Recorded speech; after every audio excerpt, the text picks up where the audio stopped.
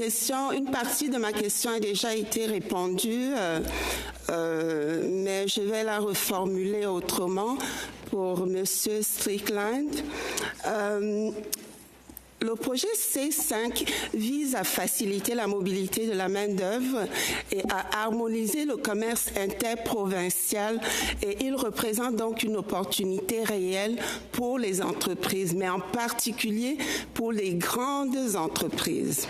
J'aimerais savoir ce que vous nous recommandez ou ce que vous pensez qui serait faisable au niveau de l'approvisionnement, au niveau des marchés publics.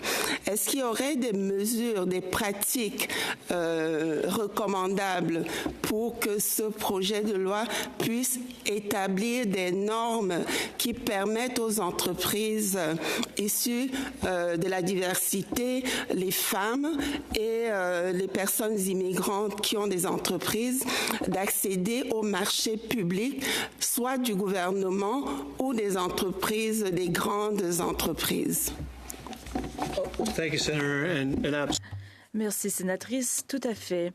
Le gouvernement a mis en place pour le crédit d'impôt pour l'économie propre un incitatif pour l'hydrogène, pour la séquestration du carbone et autres. Le Sénat a adopté ce projet de loi pour atteindre le taux maximum de 30 %. Il faut répondre à des normes en matière de main-d'œuvre.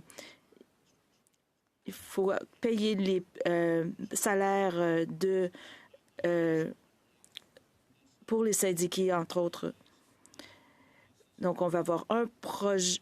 Le fait d'avoir une approbation pour un projet, il faut aussi avoir des exigences en matière d'apprentis et de main-d'œuvre. Les projets seront lancés d'un pays à l'autre.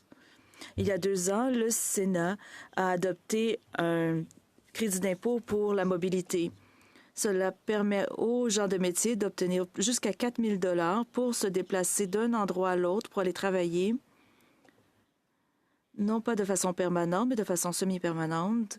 Souvent, nos membres sont envoyés pour 3 semaines, puis ils ont une pause de 2 semaines, et ces coûts de déplacement ne sont pas couverts par leur contrat. Ils doivent payer ces frais eux-mêmes. Cela réduit la mobilité de la main-d'œuvre au Canada. Nous avons maintenant 4 000 $ si un travailleur se déplace à plus de 150 km. On pourrait l'augmenter à 10 000 $ et réduire la zone de déplacement à 120 km. Cela améliorera la mobilité de la main-d'œuvre au pays lorsque les coûts ne sont pas couverts par le contrat. Donc, on a toutes sortes de mesures qu'on peut prendre pour améliorer la mobilité de la main-d'œuvre. Merci.